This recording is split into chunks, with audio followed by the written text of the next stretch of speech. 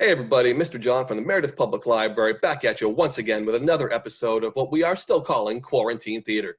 Today is another edition of the Overdrive 5, where I take a look at 5 titles available for you to read or listen to now through Overdrive. Today's episode is going to be rated J for juvenile, meaning once again I've taken most of these titles from my middle school collection. However, we are going to skew a little towards the YA end of the spectrum with a couple of these books. All right, before we get going, a little Overdrive refresher. Overdrive is a downloadable books consortium. A bunch of libraries in New Hampshire have been able to come together to share the cost of this massive digital collection, over 60,000 titles available right now. Check out the website, nh.overdrive.com, or one of the apps. I've been using the Overdrive app for a long time, but I recommend upgrading to the Libby app. That's more streamlined and more user-friendly. All you'll need if you go to the website or the apps is your library card number. Now, if you're a Meredith Public Library patron but have forgotten your number or lost your card, just shoot us an email, librarian@meredithlibrary.org. I'm sure we can get you set up and reading today. All right, our first title is Wonder by R.J. Palacio. I'm sure you've heard of this one. They did, after all, turn it into a movie starring Julia Roberts and Owen Wilson. But what you might not know if you have not read the book is that it is based on and named after the song Wonder by Natalie Merchant.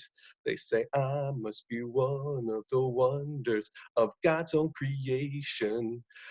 Great song, really bringing me back. But Wonder, if you don't know anything about it, is about a boy named Augie. Augie was born with a massive facial deformity that has basically kept him from living the life of a normal boy. Finally, with 5th grade around the corner, he's got a chance to attend a regular school with kids his age, and he's so excited. This story is told through multiple points of view, both Augie, his family, his friends, and other people around him. And it really tells the story of how Augie is able to change his whole community and the growth that everyone goes through. It's really sweet. This is definitely a tearjerker, one of the short list of books that made me cry at work. Thank you, R.J. Palacio. If you fall in love with this one, just like I did, there is a growing wonder universe. The author's got a picture book, We Are All Wonders, super sweet. And then this is a collection of 3 ebooks originally that are now together as Augie and Me, just a further look at this story. Again, really sweet. You're going to love Wonder. If you haven't read it or watched the movie, I highly recommend it. Get some tissues ready. All right, up next, we've got Athlete versus Mathlete by W.C. Mack. The story here is that 2 fraternal twin brothers. One is the basketball star, and the other is the captain of the math team. Of course, the mathlete is asked to try out for the basketball team, and he discovers not only does he enjoy it, but he's really good at it. Of course, then the athlete gets all jealous, and things devolve from there. This conflict kind of pulled between groups, and it's all really focuses around the rivalry between these 2 brothers. As someone with more brothers than I can shake a stick at, I can totally understand having a rivalry with someone who is basically just a different version of you. So that's what drew me to Athlete versus Mathlete to begin with. This is a low-stakes, fun book. You're going to get a lot of shades of something like High School Musical, where, again, you're kind of torn between worlds, but nothing really terrible is going to happen either in this book. Really sweet, fun series here. It is a series. There are 2 more, which I really appreciate. One of the things that books like this have a problem with, middle school books that deal with both a personal problem and also a competition or a sport, is that often the competition in sport gets forgotten about halfway through, and we really don't know how these personal relationships are affecting sports and the sports teams, and that's important to me. I got to know how the sports teams are doing. So what W.C. Mack does is she wraps up this initial conflict in the first book, but the story of the basketball team and the math team is left for the rest of the series. Double Dribble and Timeout is the 3rd one. So this is really great if you're if you're a sports fan, or if you've got a sports fan reader at home. Definitely pick this one up for them. They're going to really enjoy it. That is Athlete versus Mathlete. All right, next we got Miss Bixby's Last Day by John David Anderson. Now, I've been a fan of John David Anderson since his Sidekick series about a middle schooler who is secretly going to sidekick school, learning to be a superhero sidekick. Miss Bixby's Last Day, however, is something more akin to a book like Because of Mr. Turrupt. Because of Mr. Turrupt, Miss Bixby is one of the good ones, one of those good teachers who not only loves their students, but the students love back. Now, in Miss Bixby's Last Day, it turns out that Miss Bixby, and this is a bit of a spoiler warning here, but I do like to warn people that this is coming at you, that she gets cancer. and is unable to finish the school year. So these three main characters decide to cut school, and they're going to run around town and put together the perfect last day party for Miss Bixby. So most of the plot takes place as they're cutting school, running around town, getting into shenanigans and fights, and then finally putting together this party in the hospital for Miss Bixby. Again, it's a very sweet book. I do like to warn people about the C word. It's something that I know a lot of people have difficulty reading fiction about. We use fiction to escape our lives, and too many people's lives have been affected by cancer. I do totally still recommend, even if this might be a difficult title for you, definitely pick it up. It is sweet. And you know what it really reminded me of is the ultimate good one, Miss Honey from Matilda. So if you're a Matilda fan, I would definitely recommend Miss Bixby's Last Day. All right, our next title is Amal Unbound. Now, this is a tough one. First of all, right off the bat, we've got that cover. That is a beautiful cover. I know more than one student who has picked this up and read it just because of the cover. Now, this is about a girl named Amal. This is a contemporary look at Pakistan. Amal's kind of got a bit of a mouth on her, not a big filter, and she accidentally insults the son of the local landlord. The landlord, as retaliation, basically turns Amal's entire family into indentured servants. They have to work for him, pay off a debt for the rest of their lives. Now, that's where it starts feeling like this can't be contemporary. This has got to be an old book. No, this is happening now.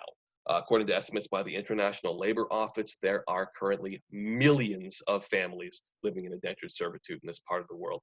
Children as young as 5 are immediately put to work. No school, no real lives.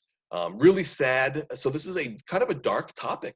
But Amal Unbound balances it out with the character of Amal, who's very, again, mouthy, kind of effervescent, and does buoy some of the dark themes here. However, I did find that kind of started to make it feel a little less realistic. Amal stopped sounding like a kid at some point, started sounding like an adult. So again, I'm a little conflicted on this one. It is what you might call an important book. Again, this idea of a class, gender, and access to education is an important topic that I think more people should read about. Now, it's something that's been part of the global discussion, especially this part of the world, since I Am Malala was published.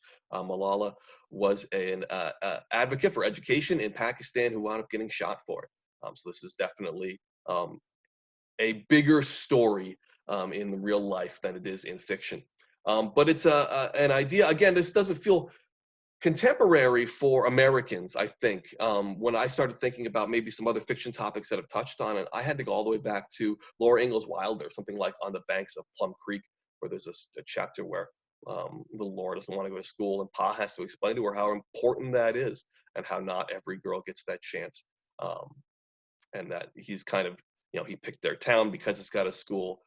Her mother used to be a school teacher, and the importance of education, especially for young girls.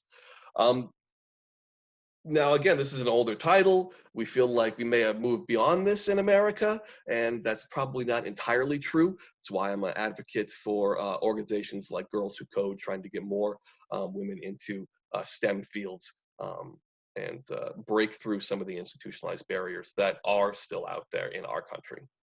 All right, so that was Amal Unbound, a beautiful cover and an interesting breed. All right, our next one is Falling Over Sideways by Jordan Sonnenblick. Now, I was a big fan of Girls, Drums, and Dangerous Pie. As you can see, Jordan often incorporates musical themes into his books, as you can just tell from the covers of these two.